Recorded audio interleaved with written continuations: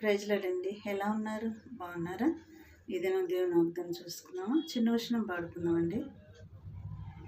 ప్రతి చోట నీ సాక్షిగా ప్రభువాని నుండునట్లు ఆత్మాభిషేకము నిమ్ము ఆత్మీయ రూపుండ ప్రియయేసు నిర్మించితిని ప్రియమారనా హృదయం ముదమారవసించునా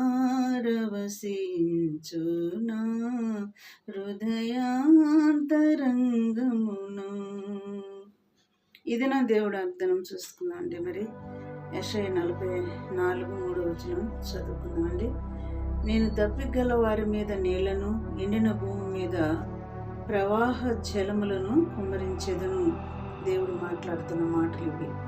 ఎండిన భూమి మీద ప్రవాహ జలములను కుమ్మరిస్తానని దేవుడు చెప్తున్నాడు. నీ సంతతి మీద నా ఆత్మను కుమ్మరించెదను, నీకు పుట్టిన వారిని నేను ఆశీర్వదించెదను. ఇదను వాగ్దానం అండి. నీకు పుట్టిన వారిని నేను ఆశీర్వదిస్తానని దేవుడు మరి ఇదను మాట్లాడుతున్నాడు. కాబట్టి మరి ఇలాంటి మాటలను బట్టి మనం ప్రార్థన చేద్దాం, బైబిల్ చదువుదాం, ప్రభు రాకడికి సిద్ధపాటు కలిగి ఉందాం. నీకు పుట్టిన వారిని నేను ఆశీర్వదిస్తానని దేవుడు మాట్లాడుతున్నాడు.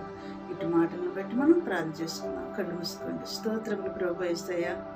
ఇలాంటి మాటలు వింటున్న బిడ్డల్ని, చూస్తున్న బిడ్డల్ని దర్శించి వాళ్ళ బిడ్డలను కూడా ఆశీర్వదించి దీవించమని నజరేయుడైన యేసుక్రీస్తు నామములో అడిగి వేడుకొంచున్నాను నా పరలోకమందున్న తండ్రి. ఆమేన్. God bless you.